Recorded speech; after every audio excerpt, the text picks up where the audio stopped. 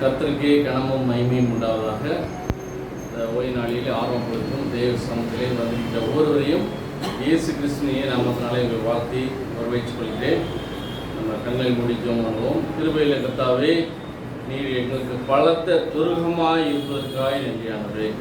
ஆண்டவர் தாமே எங்களோடு நீ பேச வேண்டுமாய் கர்த்தராகிய இயேசு கிறிஸ்து நாமத்தினாலே எங்களுக்கு நல்ல பிதாவே. வேத விவரணமாக சொல்கிறது நீதிமொழிகள் 18ஆம் அதிகாரம், நீதிமொழிகள் 18ஆம் அதிகாரம் வசனம் 10 விவரணமாக சொல்கிறது, கர்த்தரை நாமம் பலத்த துருகம், நீதிமான் அதற்குள் ஓடி சுகமாயிருப்பான். கர்த்தரை நாமம் பலத்த துருகம், நீதிமான் அதற்குள் ஓடி சுகமாயிருப்பான். கர்த்தரை நாமம், கர்த்தரை நாமம் என்றால் என்ன? கர்த்தரை நாமம் என்று சொல்லும்போது அது கர்த்தருடைய குணங்கள், கர்த்தருடைய குணம் என்று சொல்லலாம். கர்த்தரை நாமம், கர்த்தருடைய குணங்கள். பலத்த துருகம், துருகம் என்றால் என்ன?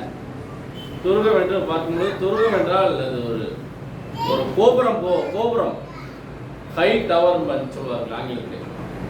உயரமான ஒரு பாதுகாப்பான ஒரு இடம் தான் அந்த கோபுரம் என்று சொல்லிக்கிறது. ஹை டவர், உயரமான ஒரு கோபுரம். அந்த நம்ம பிரச்சனைகள், துன்பங்கள், பாடுகள் வரும்பொழுது நம்ம என்ன செய்ய வேண்டும்? இந்த வசனம் அப்படிதான் சொல்லிக்கிறது, கர்த்தரை நாமம் பலத்த துருகம், நீதிமான் அதற்குள் ஓடி சுகமாயிருப்பான். அந்த அவர் பலத்த துருகமாக இருப்ப ஆண்டவர் நம்மோடு இருப்பதனாலே நாம எதில் ஓடிவிடும்? நீதிமான் அதற்குள்ளே ஓடி சுகமாயிருப்பான். இது தெரிந்தவர்கள், ஆண்டவருடைய வல்லமையை புரிந்தவர்கள் என்ன செய்வார்கள்? அதுக்குள்ளே ஓடி, அந்த கோபுரத்துக்குள்ளாக ஓடி, பலத்த கோபுரத்துக்குள்ளாக ஓடி, உயரமான அந்த கோபுரத்துக்குள்ளாக ஓடி அவர்கள் தங்களுக்கு பாதுகாப்பை பெற்றுக்கொள்வார்கள். ஆனால் ஆண்டவரை நம்பி அந்த கோபுரத்துக்குள்ளாக நாம செல்ல வேண்டும். அமெரிக்கா ஜனாதிபதியாக இருந்த ஆபிரகாம் லிங்கன் அவர் வாழ்ந்த காலத்திலே, அவர் ஜனாதிபதியாக இருந்த காலத்திலே ஒரு தகப்பன், ஒரு வயதான தகப்பனார் அவரை பார்ப்பதற்காக, ஆபிரகாம் லிங்கனை பார்ப்பதற்காக வந்திருந்தார், வெளியே வந்து இருந்தார். ஆனால் ஜனாதிபதி வீடு என்றால் உள்ள நினைச்சாருன்னு போக முடியுமா? போக முடியாது. இப்போ என்ன வேணும்? அவங்கெல்லாம் பார்க்கணும்னா அப்பாயின்மெண்ட் வாங்கணும். அப்பாயின்மெண்ட்டு யாருக்குன்னா கிடைக்குமா? உடனே கிடைக்குமா? அப்பாயின்மெண்ட்டும் கிடைக்காது. உள்ள ஏதாவது சும்மா யாருன்னா உள்ள விட மாட்டாரு. பலத்த போலீஸ் பாதுகாப்பு, ஆனால் இவர் அழுதுகிட்டே இருந்துட்டு எப்படியா நான் பார்க்கணும்னு சொல்லிட்டு அடம் பிடிக்கிறாரு, அழுதுகிட்டே இருக்கிறார். அவரால் அந்த வீடு உள்ள போயிட்டுக்குள்ளே போக முடியல. ரொம்ப பாதுகாப்பு அப்படி. ஆனால் அவரோட எப்படியோ போலீஸ்லாம் தடுக்க வெளியே போன தட்டி விட்டுறாங்க. ரொம்ப நேரம் அப்படியே போராடி கொண்டே இருக்கிறார். கொஞ்சம் நேரம் கழிச்சு ஒரு சிறு பையன் வந்தான். ஒரு சின்ன பையன் வந்து விளையாட்டு பையன் மாதிரி விளையாண்டு அப்படி ஓடி வந்து இவரை பார்த்துட்டான். அழுகுறத அந்த சின்ன பையன் பார்த்துட்டு கையை பிடிச்சிட்டு என்ன செய்கிறான்? கையை பிடித்து கொண்டு அந்த அந்த அந்த மனிதனை கூட்டி கொண்டு போய் கொண்டிருக்கிறான். பொழுது அந்த போலீஸ் அப்பொழுது ஒன்றுமே செய்யவில்லை, அமைதியாக இருந்தார்கள். இவனும் யோசிக்கிறான் யாராக இருக்கும். கடைசியில் அந்த நேரம் அந்த பையன் கூட்டு போயிட்டு அவங்க அப்பாட்ட போய் விட்டுட்டேன். ஏனென்றால் அந்த பையன் யாரு? ஆபிரகாமினுடைய மகன். ஆனால் அந்த சிறு பையன் வந்து பார்த்து அவனை உதவி செஞ்சு அவனுக்கு அப்பா உதவி செய்து அங்கே போய் அவங்க அப்பாவை பார்ப்பதற்கு உதவி செய்தார். அவர் ஒரு விண்ணப்பம் வைக்கிறார். என்னுடைய மகன் வந்து ஒரு ஆர்மியில் ஆஃபீஸராக இருக்கிறார், ஒரு பெரிய தவறு பண்ணிட்டார். தவறுகள் பண்ணிவிட்டார். அதற்கான அந்த நாட்டில் என்ன ஒரு சட்டம் போட்டாங்க? இவர் தூக்கு மரண தண்டனை வழங்க வேண்டும் என்று ஒரு தீர்ப்பை வழங்கிவிட்டார்கள். எனக்கு இருக்கிறது ஒரே மகன், ஒரே ஒரு மகன். அந்த ஒரே மகனை நாட்டுக்காக அவனை விட்டு விட்டேன். இப்போ இந்த ஒரு மகனை இறந்து விட்டால் எனக்கு பிள்ளைகளே இல்லாமல் நான் அனாதையாகி விடுவேன். எனக்கென்று யாரும் இல்லாமல் போய்விடுவார்கள். எங்களுக்கு எப்படியாவது உதவி பண்ணீர்கள் என்று உதவி பண்ணுங்கள் என்று அவர் அழுது பொழுது அந்த அந்த அந்த ஆபிரகாம் லிங்கன் என்பவர், ஜனாதிபதி என்பவர் என்ன செய்தார்? அந்த மனுவை ஏற்றுக்கொண்டு, அவருடைய கோரிக்கையை ஏற்றுக்கொண்டு அவர் என்ன செய்கிறார்? சரி, உங்கள் மரண தண்டனை நான் ரத்து செய்கிறேன் என்பது, நான் அதற்கான சிபாரிசு செய்கிறேன் என்று ஒரு லெட்டர் எழுதிட்டாரு, கவர்மெண்ட்டுக்கு எழுதிட்டார். அப்போ அந்த மரண தண்டனை ரத்து செய்யப்பட்டது. ஆனால் பாருங்கள், அந்த காலத்து சம்பவத்தில் பார்க்கும்போது ஒரு சிறு பையன், அவங்க அப்பாவே அந்த சிறு பையனை கூட்டு வந்து அந்த அப்பாட்டை வந்து விட்டு விட்டார். அதே மாதிரி தான். ஆனால் அந்த ஜனாதிபதியை எப்படியாவது பார்க்க வேண்டும் இந்த மகன் எவ்வளவோ முயற்சி செய்தும் என்ன செய்யவில்லை. முடியவில்லை, அவரால் பார்க்க முடியவில்லை. அந்த சம்பவத்திலே அந்த மனிதர் சிறு குழந்தையானவர் அந்த மனிதனுக்கு உதவி செய்ததாக சரித்திரத்தை சொல்லப்பட்டுள்ளது. அதே போலதான் ஆண்டவர் நமக்கு வந்து உதவிகளை யார் மூலமாவது, மனிதர் மூலமாவதோ, கடவுள் வந்து ஏதோ ஒரு வேலை எளியாவுக்கு காகங்களைக்கும் நினைத்தார், போஷித்தார். அதே போல ஆண்டவருடைய பிள்ளைகளுக்கு என்ன செய்வார்? அவர் நேரத்துக்கு நேரம் ஆண்டவர் கிருபைகளை கட்டளையிடுவார். சங்கீதம் 18 சங்கீதம் 2வது வசனம். சங்கீதம் 18:2. கர்த்தர் என் கன்மலையும் என் கோட்டையும் என் இரட்சகரும் என் தேவனும் நான் நம்பி இருக்கிற என் துர்கமும் என் கேடகமும் என் இரட்சணிய கோபம் என் உயர்ந்த அடைக்கலமா இருக்கிறார். பார்த்தீங்களா? இப்போ எவ்வளவு வரிசை அடிக்கிட்டே போறார். தாவீது ராஜா என்ன செய்யறார்? வரிசை அடிக்கிட்டே போறார். கர்த்தர் என் கண்மலை என்று சொல்கிறார், என் கோட்டை என்று சொல்கிறார், என் இரட்சகர் என்று சொல்கிறார் 3வதாக, 4வது என் தேவன் என்று சொல்கிறார், 5வதாக நான் நம்பி இருக்கிற என் துருகம், உயரமானவர், கேடகம், என் இரட்சணிய கொம்பு, என் உயர்ந்த அடைக்கலாம். பாருங்க எவ்வளவு அடிக்கொண்டே போய் கொண்டிருக்கிறார். அப்போ ஆண்டவருடைய அந்த துருகத்துக்குள்ளாக போனவர் தான் இந்த பட்டியலில் யாரும் இருக்கிறார்?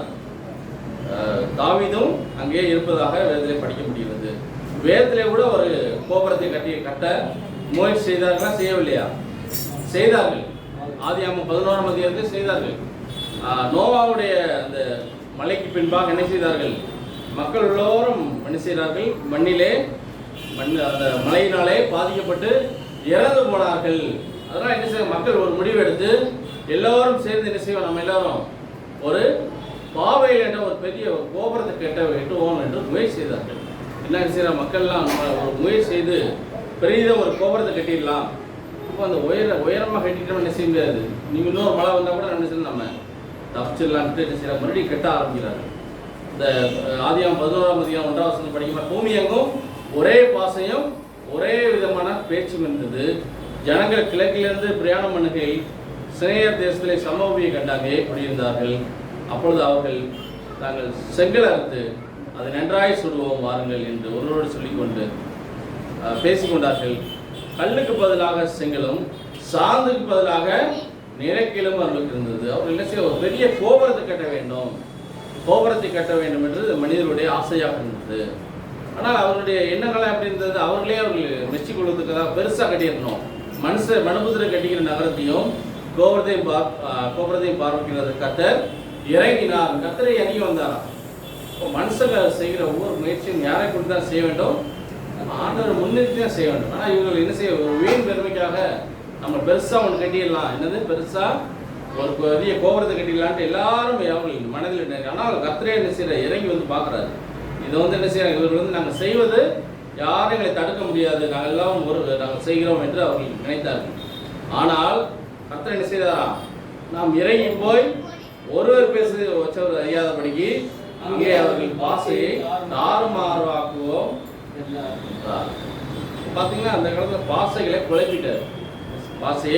பாசைன மொழிகள், அந்த மொழிகளை வந்து என்ன செய்யறாரு? அப்பெல்லாம் ஒரே மொழியாக இருந்தார். ஆனால் அந்த ஒரே பாசை ஒரே மொழியாக இருக்கும் பொழுது அவர் ஆண்டவர் நினைச்சிட்ட மொழிகளை பிரிச்சிடுறாரு. ஒருத்தர் பேச ஒருத்தர் மொழிகள் இருந்தால் தானே ஒருத்தருக்கு பேசுவதற்கு ஒரு உறுதுணையாக இருக்கும். ஒன்றும் செய்ய முடியவில்லை. எல்லாம் நினைச்சிட்ட குழம்பி போய்விட்டார்கள். அப்படியே கர்த்தர் அவர்களை அவருக்கு பூமியின் மீதம் சிதறி போக பண்ணினார். அப்பொழுது நகரம் கட்டினதை விட்டு விட்டார்கள். பார்த்தீங்கன்னா இவங்க எப்படியாவது கெட்டிடலான்னு பார்க்குறாங்க. ஆனால் இவங்க ஒருத்தர் பேசுறது ஒருத்தர் புரியலை. இவங்க கேட்கறதுக்கு அவர் ஒன்று சொல்றதுக்கு. ஒருத்தனார் கேட்டால் என்ன இருக்கணும்? இதை கொடுத்தா சன்ன மண்ணை கொடுத்தா செங்கல் எடுத்து கொடுக்குறது. இது மாதிரி மாற்றி செய்கிறது. அதான் கட்டணம் கட்டும் பொழுது மாப்பிள் கோபுரத்தை கட்டும்போது இருந்துச்சு. எல்லாம் பாசையும் குழம்பி போச்சு. வாசைகள் குழம்புன போது என்ன ஆகுது? அவங்களால ஒருத்தருக்கு பேசுவதை புரிய முடியவில்லை. ஒருத்தர் பேசுவதற்கு தெரியாமல் வாசைகளை குழப்பி விட்டார். கடைசி என்ன அதை விட்டு அவர்கள் போய்விட்டார்கள். இப்போ இந்த வீணான பெருமை அந்த மனிதர்கள் காணப்படுறதுனால என்ன செய்கிறார்கள்? இப்படி என்ன செய்கிறார்கள்? நாங்கள் எப்படியாவது கட்டி விடுவோம், பெருசாக கட்டிடுவோம், பெரிய கோபுரத்தை கட்டி 22 வருஷம் முயற்சி பண்ணியிருக்காங்க. எத்தனை வருஷம்? 22 வருஷம் வந்து. ஆனால் வயத்தில் இல்லை, 22 வருஷம் இருக்கு. ஆனால் 22 வருஷமாக அந்த வேலையை செய்து கொண்டது, முயற்சி செய்திருக்காங்க. ஆனால் கடைசியில் அந்த பாபில் கோபுரத்தை அவர்களே கெட்டவே முடியவில்லை. அப்புறம் இந்த இதுல என்ன சொல்லிட்டு நம்ம செய்ய ஒவ்வொரு காரியத்தையும் யாரிடத்திலும் கர்த்தரிடத்திலே அனுமதி பெற வேண்டும். யாரிடத்திலே அனுமதி பெற வேண்டும்? கர்த்தரிடத்திலே ஒரு முழுமையான அனுமதியை பெற வேண்டும். நம்முடைய முயற்சினால் ஒன்றும் செய்ய முடியாது. அதே போலதான் வேதத்தில் பார்க்கும்போது நேபுகத்நேச்சர் என்ன சொன்னார்? நான் கட்டின மகா பாபிலோன் அல்லவா என்று ஒரு பெருமையான காரியம் இருந்தது. கடைசியில் என்ன இருந்தது? அவரு மாட்டை போல முள்மேய்ந்தார் என்று வேதம் சொல்லுகிறது. அப்போ அந்த வீண் பெருமையும் அந்த இது இருந்ததுனால கடைசியில் அவர் அதை பாபேல் வந்து நேபுகத்நேச்சர் என்ன கட்டினாரு? தொங்கு தோட்டம் தான் 7 இருக்கிற அதிசயத்தில் ஒன்று, அதிசயத்திலே உலக அதிசயத்திலே அது ஒன்று தொங்கு தோட்டம். நான் கட்டின பெரிய பாபிலோன், நான் கட்டின மகா பாபிலோன் அல்லவா, நான் கட்டின அது பெருமையான பேச்சு. கடைசியில் நினைச்சிட்டா கர்த்தர் அடித்ததுனால என்ன அவர் ஒன்றும் இல்லாமல் மாடுகளைப் போல பெரும்பொய்ந்து அவர் பனியிலையும் மலையிலையும் அலைந்து கொண்டு அவர் அப்படியே அலைந்து விட்டார். அவர் வாழ்க்கையே போய்விட்டது என்று படிக்கிறோம். அப்போ அந்த கர்த்தரையே அடைக்கலமாய் கொண்டு துருகத்துக்குள்ளாக நம்ம இருக்கும் பொழுது நாம் என்ன செய்யப்படுவோம்? பாதுகாக்கப்படுவோம். 2 சாமுவேல் 22ஆம் அதிகாரம் 3ஆம் வசனம். 2 சாமுவேல் 22ஆம் அதிகாரம் 3ஆம் வசனம். 2 சாமுவேல் 22ஆம் அதிகாரம் 3ஆம் வசனம். பக்கம் 416.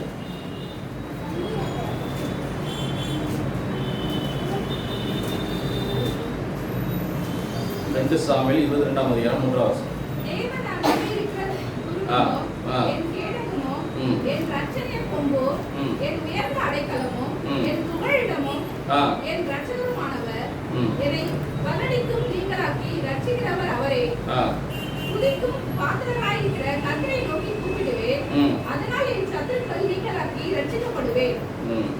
பாத்தீங்களா வசனம் என்ன சொல்லுதுன்னு பாத்தீங்களா? தேவன் நான் நம்பி இருக்கிற துருகம், என் கோட்டை, என் கேடகம், துருகம், உயரமான என்னுடைய பலத்த ஒரு பாதுகாப்பான இடத்துல பாதுகாப்பு. என் கேடகம் எதுக்கு பயன்படுத்துறாங்க? கேடகம் எதிரிகள் நம்மளை காக்க வரும்பொழுது அந்த கேடகத்தை கொண்டு அவர்கள் தங்களை மறைத்துக் கொள்வதற்காக, தடுப்பதற்காக அதை பயன்படுத்துறாங்க. அப்போ அந்த வாழ்க்கையில் ஏற்படுகிற ஒவ்வொரு காரியத்திலும் யார் நம்ம கேடகமா இருக்கிறாரு? சாத்தான் நம்ம வீழ்த்து வரும் பொழுது நம்மளை கேடகமாகிய இயேசுவை பிடித்துக் கொள்ளும் பொழுது நம்ம அவன் வீழ்ந்து விடுவான். என் ரட்சணைய கொம்பு, என் உயர்ந்த அடைக்கலாம் உயரமான ஒரு இடத்துல ஆண்டவர் வைத்திருக்கிறார். என் புகலிடம், என் ரட்சகருமானவர், என்னை வல்லடக்கி நீங்களாச்சு ரசிக்கிறவர், அவரை துதிக்கு பாத்திரம் ஆகிய கர்த்தரை நோக்கி கூப்பிடுவேன். அதனால் என் கர்த்தருக்கு நான் நீங்களாகி ரசிக்கப்படுவேன். துதிக்கு பாத்திரராகிய கர்த்தரை நோக்கி கூப்பிடும் பொழுது நம்ம அந்த சத்துருக்களை நீங்களாகி நம்மளை ஆண்டவர் நினைச்சுவார், ரட்சிப்பார். ஆகவே அந்த துருகத்துக்குள்ளாக நம்ம என்ன செய்ய வேண்டும்? அடைக்கலம் பெற வேண்டும். பிலிப்பியர் 2ஆம் அதிகாரம் 11ஆம் வசனம். பிலிப்பியர் 2ஆம் அதிகாரம் 11ஆம் வசனம். பிலிப்பியர் 2ஆம் அதிகாரம் 11ஆம் வசனம்.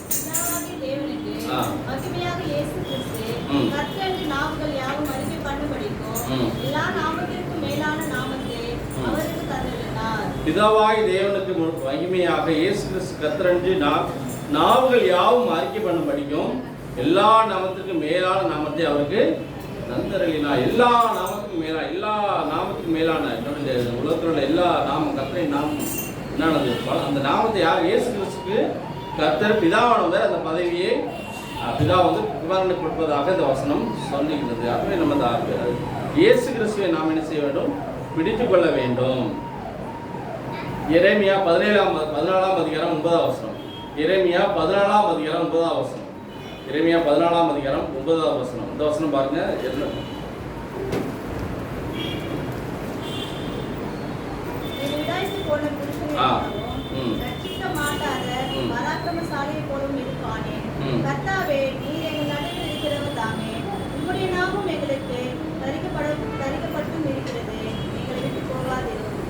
நீர் விடாய்த்து போன புருஷனை போலவும், விடாய்த்து போன அங்கலாய்ப்பில் இருக்கிற ஒரு புருஷனை போலவும், ரட்சிக்க மாட்டாத பராக்கிரமசாலியை போலவும் இருப்பானேன். கர்த்தாவே நீர் எங்கள் நடுவில் இருக்கிறவராமே. அப்படின்னா என்ன அர்த்தம்? நம்ம கூட தான் யார் இருக்கிறார்? நம்ம இயேசு கர்த்தர் நம்ம கூட தான் இருக்கிறார், பக்கத்திலே தான் இருக்கிறார், நம்ம கூடயே தான் இருக்கிறார். உம்முடைய நாமம் எங்களுக்கு தரிப்பிக்கப்பட்டிருக்கிறது. நம்மளாம் யாரு? அவருடைய நாமத்திலே தரிக்கப்பட்டு நம்ம இருக்கிறோம். நம்மள எப்படி எல்லாரும் எப்படி நம்ம அழைக்கிறார்கள்? கிறிஸ்து அவர்கள் கிறிஸ்தவர்கள் என்று அழைக்கிறார். அப்போ அவருடைய நாமம் என்ன செய்யுது? நமக்கு தரிக்கப்பட்டிருக்கிறது. நம்ம இயேசு என்ற நாமம் நமக்கு கொடுத்துருக்காங்க. எங்களை விட்டு போகாதிரும். இந்த வசனத்தை முடித்துக் கொள்ள வேண்டும். எங்களை விட்டு போகாதிரும். அவர் நம்மளை விட்டு போய்விட்டு என்ன ஆகிடும்? அந்த வாழ்க்கை எப்படி ஆகிடும்? வறண்ட பூமியில வாழ்கிற அந்த விடாய்த்து போனது அந்த வசனம் போல தான் ஆகிவிடும். அப்போ அந்த கர்த்தரை பிடித்துக் கொள்ள வேண்டும். நம்ம ஆண்டவரை செய்ய வேண்டும், இந்த துருகமானவரை பிடித்துக் கொள்ள வேண்டும். இந்த மகா உயரமான இருக்கிற இடத்துல இருந்து நம்மளை பாதுகாக்கிற ஆண்டவரை நம்ம ஒரு நாளும் விட்டு விடக்கூடாது. அப்போஸ்தலர் 8ஆம் அதிகாரம் 30ஆம் வசனம். அப்போஸ்தலர் 8ஆம் அதிகாரம் 30ஆம் வசனம். அப்போஸ்தலர் 8ஆம் அதிகாரம் 30ஆம் வசனம். பிலிப்பு ஓடி போய் சேர்ந்து அவன் ஏசாயா தீர்க்கதரிசியின் ஞானத்தை வாசிக்கிறதை கேட்டு, பார்த்தீங்களா? இப்போ என்ன செய்யறாரு பிலிப்பு? என்ன செய்யறாரு பிலிப்பு? ஓடி போகிறார். எங்க ஓடி போறாரு? ரதத்தை நோக்கி ஓடி போகிறார். கடைசி அவர் என்ன கேட்கிறாரு? பிலிப்பு என்ன கேட்கிறாரு? ஏசாவை பார்த்து, ஏசாயா தீர்க்கதரிசி படிச்சுக்கிறது யாரு? கேள்வி கேட்கிறாரா இல்லையா? விளங்கி இருக்கான்னு கேட்கும்போது என்ன சொன்னார்? அடுத்த வருஷம் படிங்க.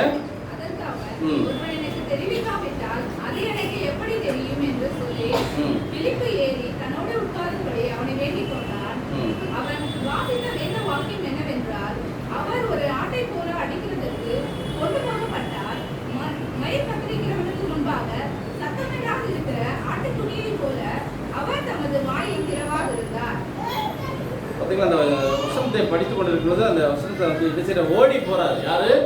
பிலிப்பு ஓடி போய் எதை நோக்கி ஓடுகிறார்? ரதத்தை நோக்கி ஓடி போகிறார். வசனம் என்ன? ஃபர்ஸ்ட் என்ன வசனம் படிச்சோம்? நீதிமொழி 18:10. நீதிமொழி 18:10 என்ன படிச்சோம்? நீதிமானதுக்குள்ள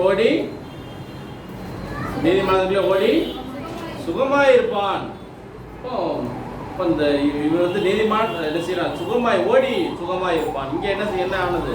பிலிப்பு ஓடுறாரு. எதை நோக்கி ஓடுறாரு?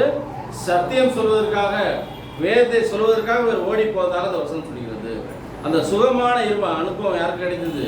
பிலிப்பு அந்த சத்தியம் சொன்னதுனாலே அந்த மனிதன் ரட்சிக்கப்படுவதாக அந்த சொன்னதில் பார்க்க கிறிஸ்துவுக்கு அந்த நீதிமான் அந்த அவருடைய வசனத்துக்குள்ளாக இருக்கிற பிள்ளைகள்லாம் என்ன இருக்கணும்? ஒரு பாதுகாப்பு. அவருடைய பிள்ளைகளுக்கு கண்டிப்பாக ஆண்டவர் கொடுப்பார். அவருடைய பிள்ளைகளுக்கு கண்டிப்பாக. பிலிப்பியர் 2ஆம் அதிகாரம் 14ஆம் வசனம் படிங்க. பிலிப்பியர் 2ஆம் அதிகாரம் 14ஆம் வசனம். பிலிப்பியர் 2ஆம் அதிகாரம் 14ஆம் வசனம். பிலிப்பியர் 2ஆம் அதிகாரம் 14ஆம் வசனம்.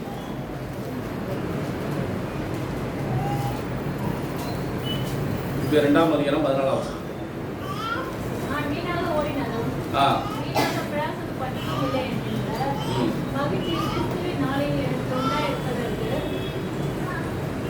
வசனத்தை பிடித்துக்கொண்டு உலகத்திலே சுடர்களைப் போல பிரகாசிக்கிற நீங்கள் கோணலும் மாறுபாடுமான சந்ததி நடுவிலே குற்றமற்றவர்களும் கபடாச்சர்களும் என்னுடைய மாசற்ற பிள்ளைகளாகும்படிக்கு எல்லாவற்றையும் முறுமுறுப்பில்லாமல் தற்கில் இல்லாமலும் செய்யுங்கள்.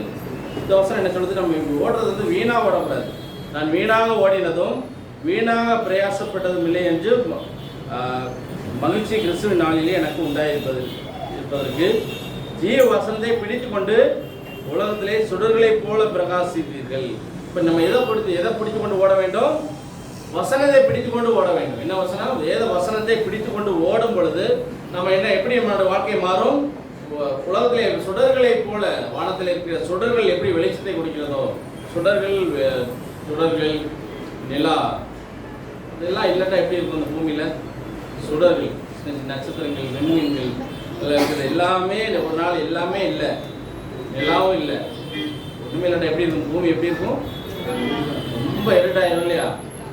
ரொம்ப இருட்டாயிரும். இப்போ ஆண்டு உலகத்திலே சுடர்களை போல பிரகாசிக்கிற நீங்கள் ஆண்டு சுடர்களை போல நம்மளையும் பிரகாசிக்க பண்ண போகிறார். அந்த சுடர்கள் எப்படி மற்றவர்களுக்கு ஒரு வெளிச்சத்தை கொடுக்கிறதோ, அவரை நம்பிக்கொண்டு அவரை பிடித்து கொண்டு போகிற பிள்ளைகளுக்கும் ஆண்டவர் என்ன செய்வார்? அவருடைய வாழ்க்கையை சுடர்களைப் போல மாற்றத்தக்கதாக ஆண்டவர் நமக்கு உதவி செய்ய போகிறார். ஆண்டவர் நம்புகிற பிள்ளைகள் நமக்கு அவர் துருகமாய் அவரை அந்த கோட்டைக்குள்ளாக, உயரமான அந்த கோபுரத்துக்குள்ளாக நம்ம அடைக்கலம் போகும் பொழுது நம்முடைய வாழ்க்கை எப்படியாக மாறும்? சுடர்களைப் போல ஆண்டவர் என்ன செய்வார்? பிரகாசிக்க செய்வார். சங்கீதம் 26வது சங்கீதம் 4வது வசனம். சங்கீதம் 26வது சங்கீதம் 4வது வசனம். வீணரோட நான் உட்கார்வதில்லை, வஞ்சகத்தில் நான் செய்வதில்லை. அப்போ அந்த ஆண்டவர் இந்த வசனம் ஆவியானவர் சொல்றாரு, நான் ஓடிக்கிட்டே இருக்கும் பொழுது என்ன செய்ய, நான் வீணான காரியங்களை செய்ய மாட்டேன், வஞ்சகத்தில் நான் உட்கார்வதில்லை. நீதிமொழி 28:9. நீதிமொழி 28:9. நீதிமொழி 28ஆம் அதிகாரம் 9வது வசனம். நீதிமொழி 28ஆம் அதிகாரம் 9வது வசனம். வேதத்தை கேளாதபடி தன் செவியை விலக்கினுடைய ஜெபமும் அருவருப்பானது. வேதத்தை கேளாதபடி தன் செவியை விலக்கினுடைய ஜெபமும் அருவருப்பானது. அப்போ அவன் என்ன செய்ய வேண்டும்? வேதத்தை கேட்டு அதன்படி நடக்கும் பொழுது நமக்கு இன்னொரு ஜெபத்தை என்ன செய்வார்? நம்ம ஜெபத்தை உடனே கேட்டு கொள்வார். இந்த பழத்து துர்க்கமானவர் என்ன செய்கிறார்? நம்ம ஜெபத்தை ஆண்டவர் கேட்டுக்கிட்டே இருக்கிறார். ஆண்டவர் ஒரு ஜெபத்தை நம்ம சொல்லி கொடுத்தாரா இல்லையா? என்ன ஜெபம் அது? பரமண்டல ஜெபம். அதில் என்ன ஃபர்ஸ்ட் என்ன வருது சொல்லுங்க? பரமண்டல எங்கள் பிதாவே உங்களுடைய நாமம் பரிசுத்தப்படுவதா. ஃபர்ஸ்ட் என்னதான் வருது? உங்களுடைய நாமம் பரிசுத்தப்படுவதாக. அவருடைய நாமம் பரிசுத்தமாக தான் இருக்குதா இல்லையா? இயேசு என்றாலே பரிசுத்தம் தான். இப்போ நம்ம உங்களுடைய நாமம் எப்படி பரிசுத்தப்படும்? எப்படிப்படும்? கிறிஸ்தவர்களாகி நாம் பரிசுத்தமாக ஆண்டவருக்கு உண்மையுள்ள பிள்ளையாக இருக்கும் பொழுதுதான் உலகத்தார் அதை பார்க்கும் பொழுது அவருடைய நாமம் பரிசுத்தப்படும். கரெக்டா இல்லையா?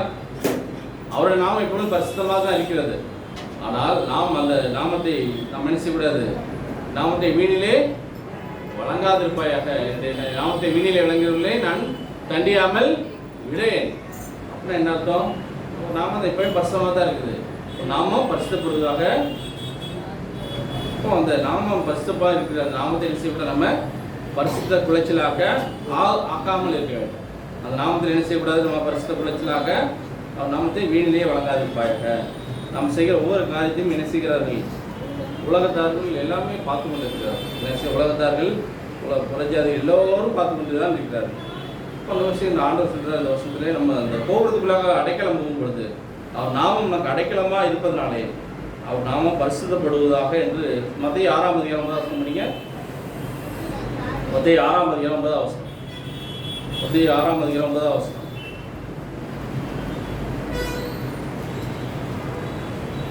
படிங்க சீக்கிரம். நீங்கள் ஜெபம் பண்ண வேண்டிய விதமாவது, பரமண்டல எங்கள் பிதாவே உம்முடைய நாமம் பரிசுத்தப்படுவதாக. நாமம் பரிசுத்தப்படுவதாக. நம்ம பரிசுத்தமான நாமத்தை பயன்படுத்த வேண்டும். ரோமர் 1ஆம் அதிகாரம் 21வது வசனம். ரோமர் 1ஆம் அதிகாரம் 21வது வசனம் படிங்க. அவர்கள் தேவனை அறிந்தும் அவரை தேவனுக்கு மகிமைப்படுத்தாமலும் சோதரியாமலும் இருந்து தங்கள் சிந்தனைகளினாலே வீணரானார்கள். உணர்வில்லாத அவருடைய இருதயம் இருளடைந்தது. அதுக்கு தோசனம். அவர்கள் தங்களை ஞானிகள் என்று சொல்லியும் பைத்தியக்காரராகி அழிவில்லாத தேவனுடைய மகிமையை அழிவுள்ள மனுஷர்கள், பறவைகள், மிருகங்கள், ஊர் பிராணிகள் ஆகிய இவர்களுக்கு ரூபங்களுக்கு ஒப்பாக மாற்றினார்கள். நல்லா படிச்சு பாருங்க, வீட்டில் கூட படிச்சு பாருங்க. அவர்கள் தேவனை அறிந்தும் அவரை தேவனென்று மகிமைப்படுத்தாமலும் சோசரையாமலும் இருந்து தங்கள் சிந்தனையினாலே வீணரானார்கள். அவங்க இயேசுதான் தேவன் தான் உண்மையான தேவன் என்று எல்லாருக்கும் தெரியாமல் இருக்கு. தெரியுமா? எல்லாருக்குமே தெரியும். அவங்க தேவனென்று மகிமைப்படுத்தாமலும் சோசரையாமலும் இருந்து அவரை மகிமைப்படுத்தாமல் இருக்கிறார்கள் மனிதர்கள். நம்ம கிறிஸ்தவர்களே வந்து என்ன செய்கிறார்கள்? அவர் மகிமைப்படுத்தாமல் இருக்கிறாங்களா இல்லையா? மகிமைப்படுத்துறதே இல்லை. ஆலயத்துக்கு வருவதில்லை. சோசரியாமல் இருந்து வீட்டிலையும் ஜோமே கிடையாது. சில வீட்டிலே பார்த்தா சில இடத்துல இருக்கும், பைப்பில் ஒரு இடத்துல இருக்கும். அந்த இடத்துல பார்த்தா அந்த வருஷ காலமாக அதை எடுத்துக்க மாட்டாங்க. அவ்வளோ குப்பையாக இருக்கும். அந்த வச்ச இடத்துல அப்படியே தான் இருக்கும். அது தட்டி பார்த்தா அவ்வளோ என்ன அவ்வளோ குப்பைகளும் அழுக்குமாக இருக்குது. ஆண்டவர் சொன்னார், இது என்ன செய்யுது மற்றவங்களுக்கு? நீ படிக்கல, அந்த பைப்பை எடுத்து யாருக்காக கொண்டு செஞ்சிடலாமே, கொடுத்துடலாம். இல்லை வேஸ்ட்டாக ஏன் இருக்குது? யாருக்காக அவங்களாம் படிச்சு போட்டோம். வேஸ்ட்டாக என்ன செய்யக்கூடாது? வச்சுக்க. அவர் தேவனென்று மயப்படுத்தாமலும் சோசரியாமலே இருந்து தங்கள் சிந்தனையினாலே வீணார்கள். சிந்தனை பண்ணி என்ன செய்கிறாங்க? கடைசியில் வீணாய் போய்விடுவார்கள். இந்த வருஷம் உணர்வில்லாதவருடைய இருதயம் இருளடைந்தது. இருதயம் என்ன செய்வார்? எவ்வளோ நேரம் தான் ஆவியானவர் போராடிக்கிட்டே இருப்பார். ஆவியானவர் எவ்வளோ தான் போராடிக்கொண்டே இருப்பார் சொல்லுங்க. கடைசியில் என்ன செய்யும்? அவர் இருதயம் இருளடைந்து அவர்கள் தங்களை ஞானிகள் என்று சொல்லியும் பைத்தியக்காரராகி அவங்களே மனசில் என்ன நினைக்கிறாங்க, அதான் பெரிய நாங்கள் தான் ஞானிகள்னு சொல்லுவாங்க. ஆனால் அவங்க விஷயம் என்னது, பைத்தியக்காரர்கள். ஏன் பைத்தியக்காரர்கள்? உலகம் ஓடிக்கக்கூடாத அந்த பல்லவராஜ்யத்தை இழக்க போகிறார்கள். பைத்தியக்காரங்க தான் தெரிஞ்சு அதை என்ன செய்கிறார்கள், உலகத்தாரும் சரி நம்மளும் சேர்ந்து தான். இப்போ நம்ம என்ன செய்யும், பைத்தியக்காரர் ஆகி அதுக்கு அர்த்தம் படிக்க, அழிவில்லாத என்னுடைய மகிமையை அழிவுள்ள மனுஷர்கள், பறவைகள், மிருகங்கள், ஊரும் பிராணிகள் ஆகியவைகளுக்கு உடைய ரூபங்களுக்கு ஒப்பாக மாற்றினார்கள். அப்படின்னா என்ன அர்த்தம்? தேவனுடைய மகிமை என்ன செய்கிறார்கள், அவர்கள் சுரூபங்களாக வணங்குகிறார்கள். அழிவுள்ள மனுஷர்கள், பறவைகள், மிருகங்கள், ஊரும் பிராணிகள் ஆகியவர்களுக்கு இவருடைய ரூபங்களுக்கு ஒப்பாக மாற்றினார்கள். மோசை காலத்தில் சொன்னாங்களா இல்லையா? மோசை காலத்தில் என்ன சொன்னார்கள், எங்களை அங்கே அடிமைத்தனத்தில் நம்ம கஷ்டப்பட்டு ஆண்டவர் கொண்டு வந்தார். கடைசியில் எல்லா மனிதர்களும் என்ன செய்தார் கொண்டு வந்தார்கள். இந்த கண்ணுக்குட்டி தான் எங்களுக்கு கொண்டு வந்துச்சு. கண்ணுக்குட்டி எப்படியா கொண்டு வரும்? கண்ணுக்குட்டி கொண்டு வரணும், கொண்டு வர சில மனிதர்கள் என்ன சொல்கிறாங்க சொல்லுங்க, குரங்கில் தான் மனிதன் வந்தான். சரி, குரங்கு அவன் எப்படி ஃபர்ஸ்ட் ஆரம்பித்தது? அமீபா இன்னும் ஒரு சின்ன செல் இருந்தது. என்னதான்? ஒரு சின்ன செல் இருந்ததுதான். அந்த செல்லு உருமாற்றம் அடைந்து கடைசியில் ஒரு குரங்கு வந்து குரங்கு அப்படியே கொஞ்சம் மனுஷனாகி குரங்கு மனிதனாக மாறி அப்படியே மனுஷனாக மாறிட்டான். அப்போ ஏன் மனுஷன்லேருந்து வேற எதாவது மாறல? எல்லாம் மாறி கடைசியில் மனுஷனாக வந்தாச்சு. இப்போ மனுஷன்லேருந்து வேற ஏதாவது ஒன்று மாறி இருக்கணுமா இல்லையா? நம்ம மூளைகள் என்ன செய்கின்றது, இப்படியே சொல்லிட்டு என்ன செய்கிறோம், போய்கொண்டே இருக்கிறோம். ஆண்டவர் தான் படைத்தார். ஒரு எப்படி பண்ணாலும் ஒரு பிரியாணி வைக்கணும்னா பிரியாணி தானே வந்துடுமா? வருமா வராதா? பிரியாணி வரும், கடைக்கு போனால் ஒரு 100 ரூபா கொடுத்தா ஒரு பிரியாணி கிடைச்சிடும். ஆனால் அவங்க கூட செய்கிறானா இல்லையா அந்த பிரியாணியை? அவனுக்கு என்னென்னலாம் போட்டு செஞ்சு கடைசியாக பார்த்தா எப்படி இருக்கும், வாயில் வைக்க முடியாது. அவள் டேஸ்ட்டே இருக்காது. மண் விளக்காரங்க பார்த்துருக்கீங்களா? டேஸ்ட்டே இருக்காது சில பிரியாணியே பார்த்தீங்க. இதுலேருந்து என்ன தெரியுது, ஆண்டவர் என்ன செய்கிறாரு, எல்லாத்தையும் உருவாக்கிறார். என்ன செய்கிறாரு? உருவாக்கி கொண்டு இருக்கிறார்.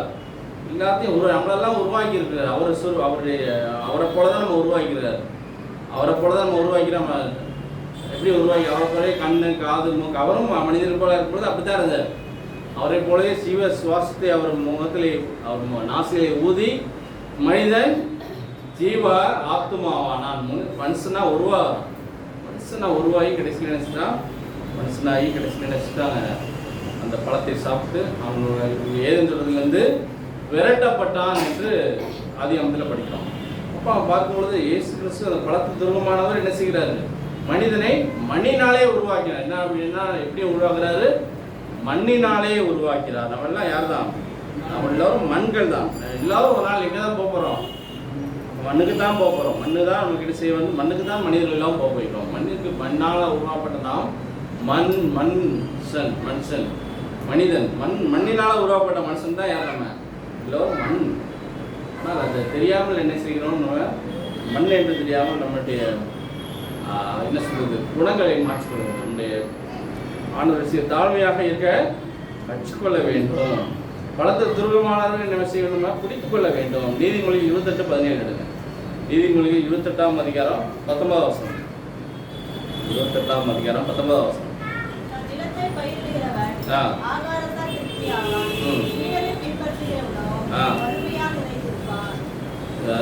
உன்னோட படிங்க.